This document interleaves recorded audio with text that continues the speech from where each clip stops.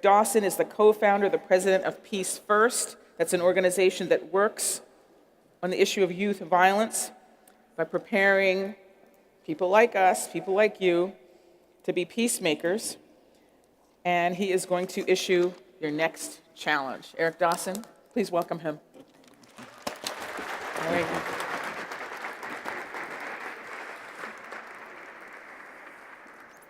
Good morning.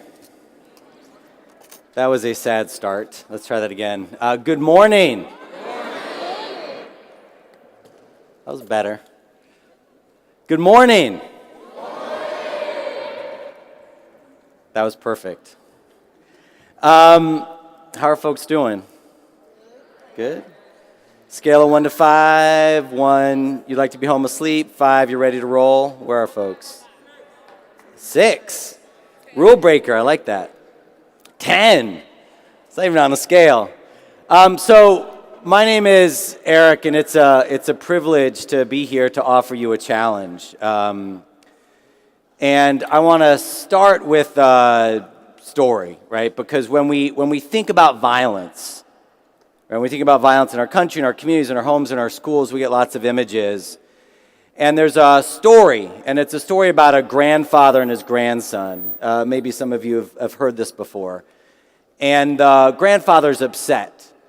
And the grandson approaches his grandfather and says, "Grandfather, what's wrong?" And the grandfather says to his grandson, "My son, I feel like I have these two wolves, and they are fighting inside of me. And one wolf is angry and vengeful and violent, and the other wolf is peaceful and loving and kind. And they're at war inside my spirit." And the grandson thinks about this for a moment, and then he turns to his grandfather and he says, "Well, grandfather, which wolf do you think is going to win?" To which the grandfather replies, "My son, whichever wolf I choose to feed." When I think about this moment in our country, in the world, in the city, we do an incredible job of feeding that wolf of violence. Right? The fact that 160,000 kids will miss school today because they are scared to go to school.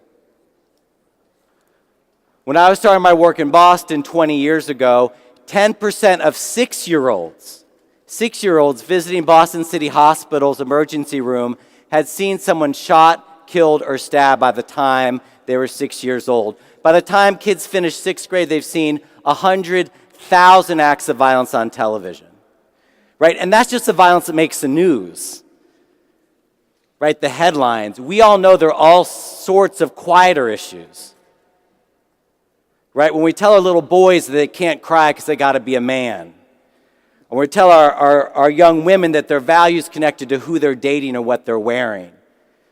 Right? This idea of violence, it's big, it's complex, but it's not inevitable. There is something that we can do about it. So we've got this problem of violence that I want to talk about. The other thing that I want to talk about is the way that our country thinks about young people.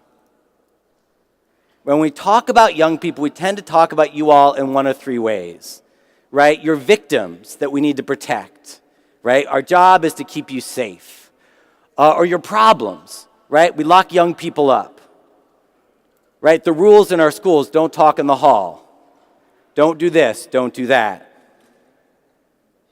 Or we talk about young people as the future. Raise your hand if you've ever heard that message. You all are the future. Right? Which is true, right? You know, you're going to be a great writer someday, or a great athlete, or a great artist, or a great whatever. But what are you right now? What are you in the moment? And so my question for us is what if we're wrong? What if we as a society are wrong? That violence is not inevitable. Violence doesn't just happen, and that young people, it's going to shock you, are maybe more than problems or victims or potential. That young people actually are powerful, right? This idea that young people are not things that we lift your heads up and we pour stuff in and we say, go out and do stuff, but are actual powerful creators, right? Because we have a culture of violence in this country. It is a culture of violence. But we can create a cultural counterweight. And my belief is that cultural counterweight is going to be created by young people. Because that's how all movements are created. Right? We talk about civil rights, we talked about Dr. King, we talked about Selma. It was young people who got on buses. It was young people who sat in lunch counters.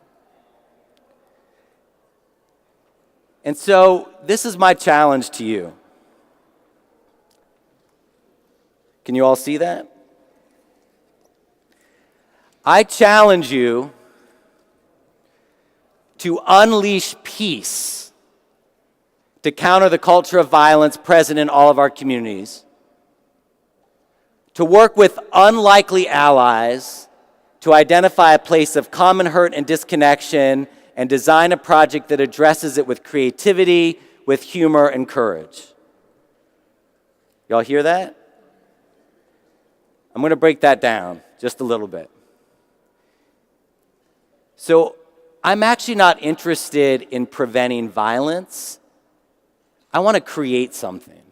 So my challenge for you all is not to just to stop something from happening, but to create something positive in its place. I want you to unleash peace to counter this culture of violence.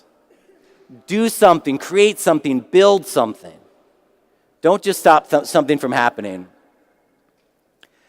I want you to find unlikely allies. I want you to find those people that you don't think about working with. Maybe it's a different group of students, maybe it's adults in the school, maybe it's the police. But find unlikely allies for this work and find that place of common hurt, right? That place of common disconnection, of fear, of mistrust. And then finally, to design a project that addresses it with creativity, humor, and courage. Violence is serious. Our response doesn't have to be to bring joy to this. You with me so far? Show of hands. 2/3. Okay, I'm doing better than I usually do. So I want to talk a little bit about peace, right? So when we talk about peace, when we think about peace, what are some of the images we think about? Right, we think about holding hands and singing songs. I don't know, we think about the 60s. We think about yoga. We think about being passive. So my challenge for you is to think about peace as something muscular, something you stand for, something that's accessible. And I'm challenging you to make a commitment to 3 things: a commitment to compassion, so to crossing lines of difference to connect with others, to courage, to standing up for someone or an idea, and to collaborative change. I'm actually not interested in you all being martyrs or heroes. I want you to work with other people. So I'm going to give you some examples. Right, so compassion. This is a young man from Iowa City, Jeremiah Anthony, 16 years old. How many of you have heard the expression cyberbullying? Okay, how many of you have read something unpleasant about yourself or a friend in Twitter, Facebook, etc.? So he went to high school where this was rampant. People were nasty to each other online. And his solution was to create a Twitter account that just put out positive messages called West High Bros. So he identified kids from 10 different cliques in his school, gave them access to this, and all they did was tweet good stuff. You know, things like, go girls cross country team, I hope you win your meet, to Katie, you seem really upset after math class, I hope your day gets better. Incidences of violence and bullying dropped at their school by 75%. And not because the adults created a zero tolerance policy, but because he put out something different in the world, right? That element of compassion, of offering love, kindness, care to his fellow students. Courage, right? Courage isn't about not being afraid. It's about what you do with your fear. So stand up for someone. Stand up for something. So this young man named Babatunde from Baltimore, when he was 17 years old, he was stopped by the police, walking home from class, thrown to the ground, handcuffed, and then released. Sound familiar to anyone? So this young man made a movie about that, where he interviewed young people of color about their experiences with the police in Baltimore. But he didn't stop there. He then went and interviewed police officers about their experiences. What's it like when you approach a group of young people you don't know? And his insight was that both police officers and young people are terrified of each other. So this young man, 17 years old, he trained 2/3 of the Baltimore police force on how to work with young people of color. Do you know how terrified he was standing up to a group and with a group of police officers who in some cases were 20, 30, 40, 50 years older than him and telling them how they should behave? But he did it. He stood up there. First lesson didn't go so well, so he went back again and again. He trained them over 11 weeks. Right? Courage. It's not about not being afraid, but it's about what you do with that fear. And then finally, I want to talk about collaborative change. What I love about the Aspen Challenge is it's not what you do as individuals, but what do you do as a team? What do you all do together? Wei Chen was an immigrant from China. He came here when he was 15, huge high school in South Philadelphia. Got the crap beat out of him almost every day by bullies at his school. There's one day where 21 students at his school were assaulted, 17 of whom had to go to the hospital.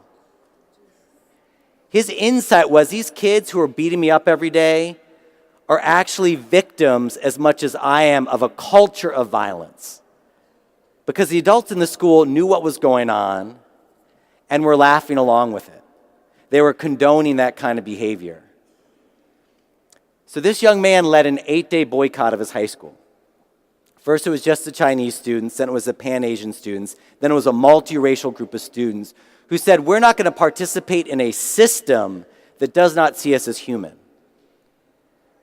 After 8 days where they'd show up, hold a press conference, getting all these group of students together, they got to meet with the superintendent who said, look, come back to school, we'll put in metal detectors, we'll have security officers, we'll make it safe. So they all went back to school, and do you know what they realized? They were going to school in a prison. So this group of young people filed a Justice Department lawsuit, which they won. One of the first of its kind brought by young people, that it is actually a civil right to be safe in your school. It's not a nice to have. It is a fundamental right that young people should be safe in their school buildings. Got a new principal, sensitivity for training, turned that school around. His journal and the journals of other young people were the evidence that won the case. Wei Chen could not have done that by himself. He found those allies, including those people who were assaulting him and his friends, to do something together. So when I talk about collaborative change, that's what I'm talking about. Is this feeling clear when I talk about peacemaking? It's that compassion, that courage, and that collaborative change. So how do you get started? So the first thing I want you to do is to identify a place of common hurt and connection, right? So when you meet with your teams, where's there pain right now in your school, in your community? I mean, think right now, where are places of disconnection, of anger, of hurt and violence in your life? Talk about it. Where do you overlap? What do you care about? What pain do you see out there, whether it's yours or someone else's? How does violence get expressed in your community? And then imagine a different world. I started my organization when I was 18. I had no idea what I was doing. My staff might say I still don't. But in many ways, because I didn't know what I didn't know, I was able to do great things with that. So use your imaginations. So when you hear people say, well, we've done this for 20 years, you say, thank you, I'm going to do it anyway. Or, that's never going to work. You say, thank you for your feedback, I'm going to do it anyway. Imagine that world of possibilities. And it's not about doing something huge. We had a 9-year-old girl in Colorado who was bullied at her school. And her insight was that at any school, you have 5% of the kids who are picking on other kids. You've got 10% who are the victims of that. And what are the other 85% doing? Nothing. They're standing around, they're watching. So she created a campaign called Be a Buddy, Not a Bully. She got every kid to commit to watching out for one another. 80% reduction in violence at her school. She was 9. It was a pledge. Right? It's not about complicated things. It's about finding a way to imagine a different world. And then the last thing is to find these unlikely allies. I have a staff member who loves pet videos, so he found this for me to share with you. But who are those people you would never think of working with? Either other students, maybe there's a rival school that you could partner with, but find those people you wouldn't think of working on and working with. Identify those allies. So I want to just say 2 final things from what I've learned in working with young people and trying to unleash your moral imagination. The first idea is take some risks, right? So the way all of our brains work is we first think about, okay, what do I get from something, right? I get free food, I get to be out of school for the day, like what do I get, right? That's where we start, all of us. And then we think, okay, what could I give, right? What could I contribute? What can I bring, right? And that's why you're here, right? You think about what can I do? I also want to challenge you to think about what are you willing to give up? What are you willing to sacrifice? This is a young woman, Katiba from Oakland. In the span of 5 months, 2 young people at her school were killed with handguns. And they organized a hunger strike that they passed from student to student to student who agreed not to eat for 24 hours.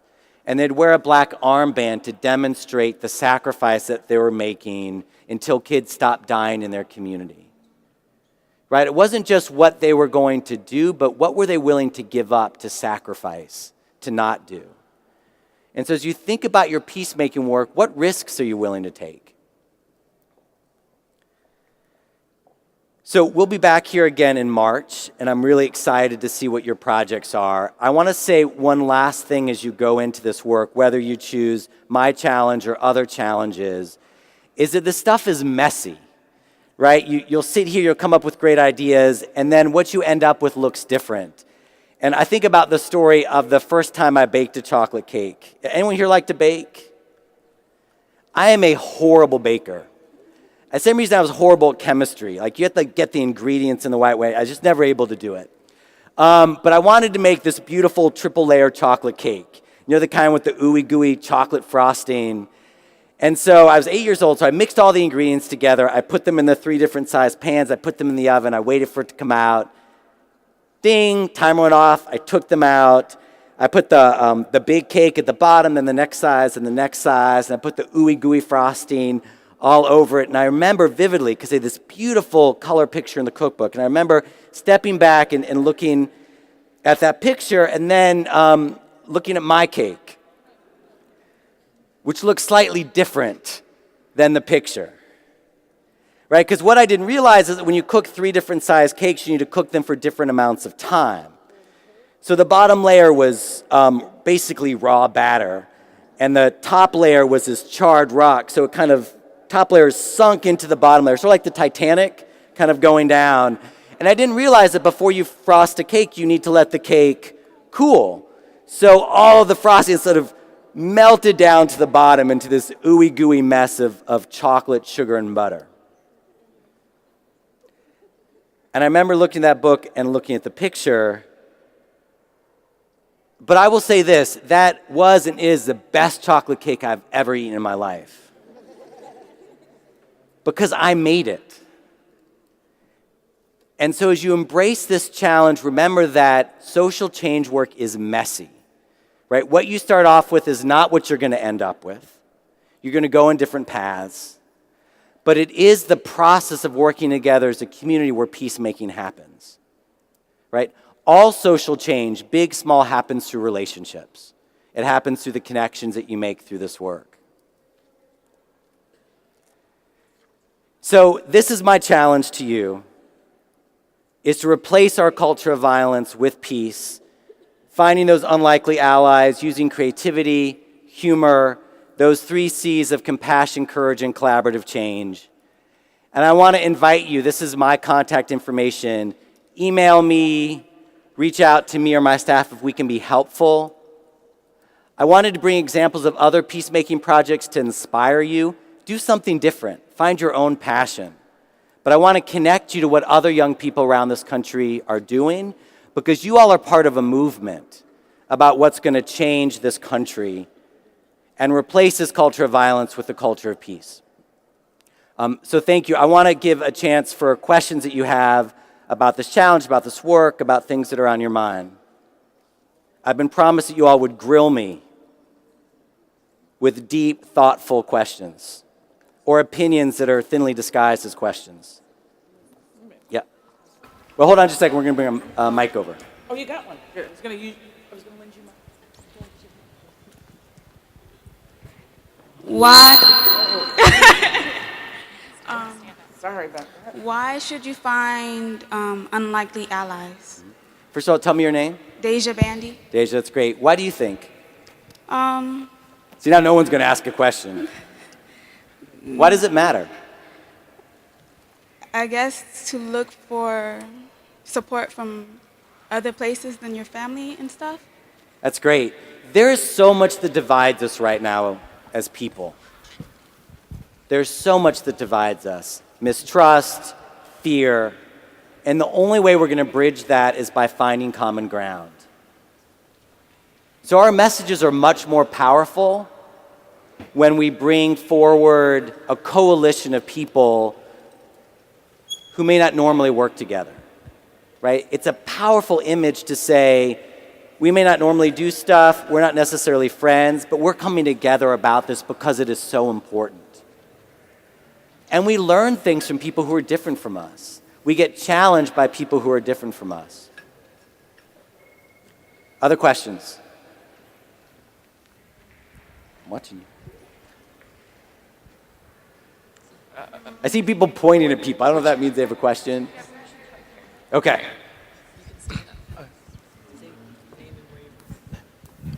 Eric Latimer, Woodrow Wilson.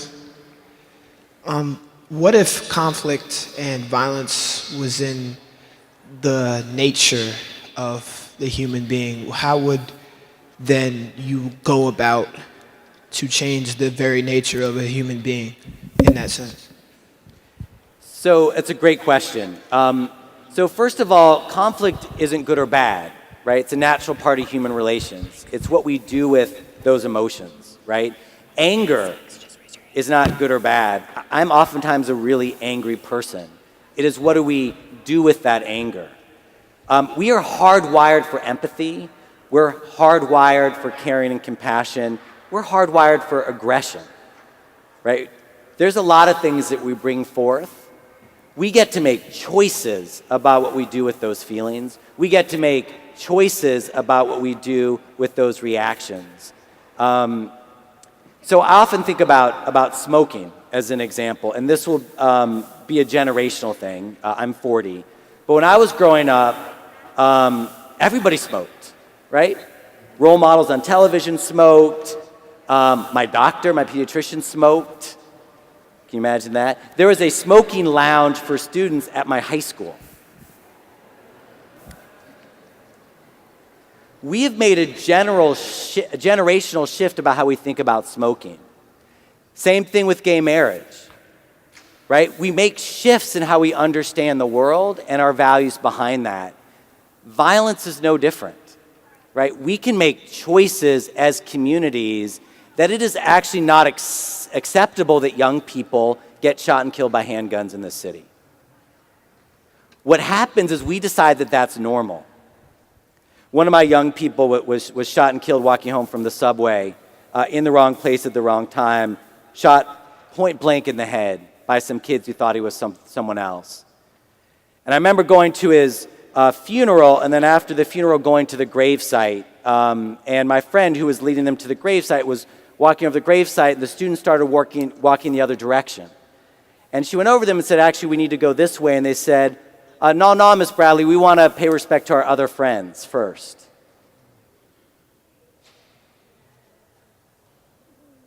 Why in God's name is that okay? That we've got young people in this country, we've got young people in this room who've been to more funerals and graduations. The problem is we, and I say we as a culture, somehow say that is okay. What we need to do is build outrage about that, and we need to channel that outrage through this idea of creating peacemaking projects. Other questions?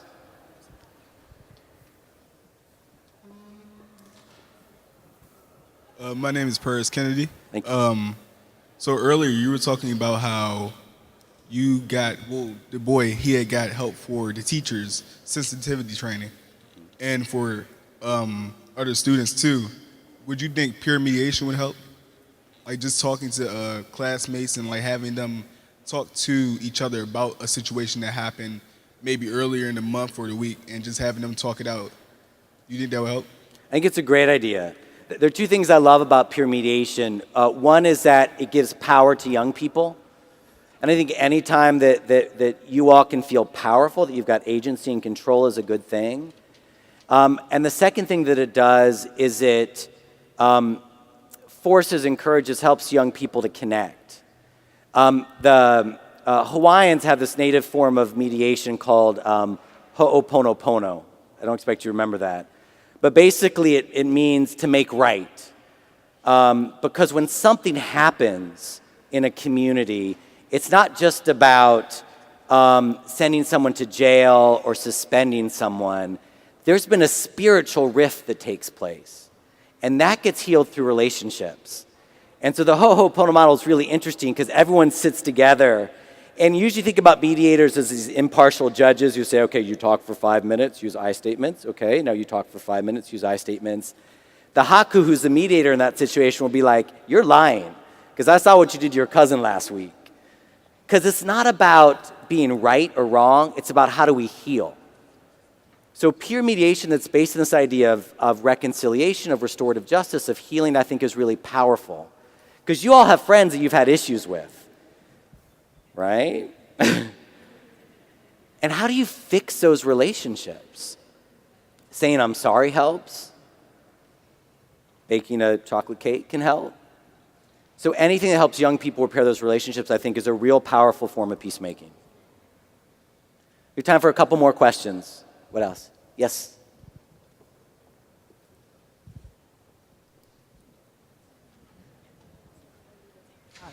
My name Nale, and so what makes you think that our unlikely allies will want to work with us to do this thingy? It's a great question. So I don't know if you know this, but you know the number one reason that people don't volunteer? You heard the statistic? It's because they're never asked. And so I think there's something really powerful about invitations. And so even if what you get is a no, you've brought that invitation forward, you've opened a door. You've helped folks see a potential different role or opportunity. You've helped them imagine a different relationship that could take place. So they might say no, and then you go to someone else and they might say no. I can tell you, starting this organization as an 18-year-old, I had 1,000 people who said no to me. I went to the next person, and the next person, and the next person. And it was in that process of offering invitations that you were actually creating some transformation. You're inviting people to be different. Right? Isabella, the story I told you about, the bullying pledge, right? Be a buddy, not a bully. She was inviting people to be different. So even if kids like snickered at it or said, yeah, I'll sign it, those invitations matter. Other questions? Yeah.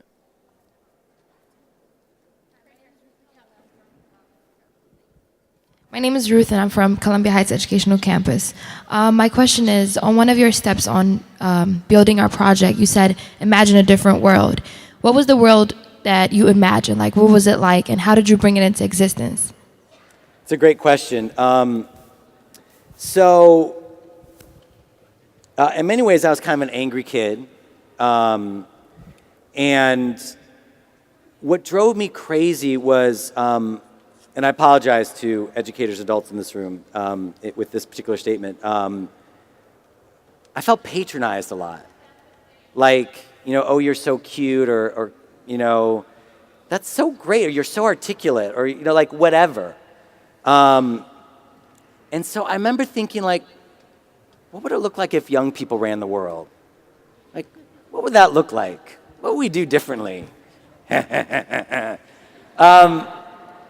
my issue, so I come out of the violence prevention field, public health field, and I'd go to these conferences, oftentimes the only young person at a table, where I would say, some people would say, oh, and then they go back whatever they were talking about.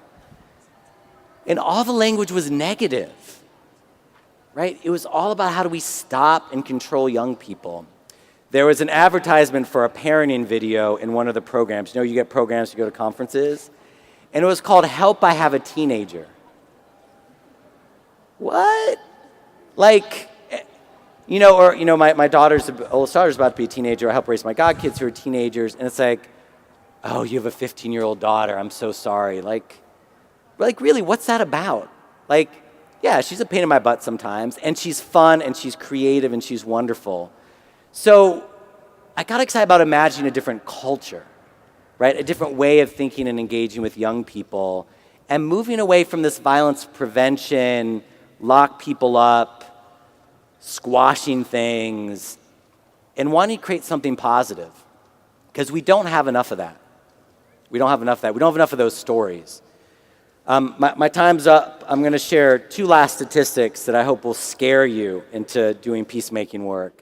One was a Gallup poll that was done several years ago that asked about adults' impressions of young people, and found that 71% of adults in the United States had a negative image of young people. 71% of adults in this country think that you all are lazy, dangerous, entitled, and apathetic.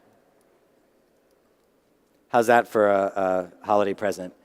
And then the second is a Berkeley Media Studies group that looked at all the media stories of young people and found that of all the media stories of young people over the course of the year, only 1% of those stories were positive. Imagine that. Of all the stories that were told about people your age, 1% of them are positive. And that's what I hope you all change through this challenge.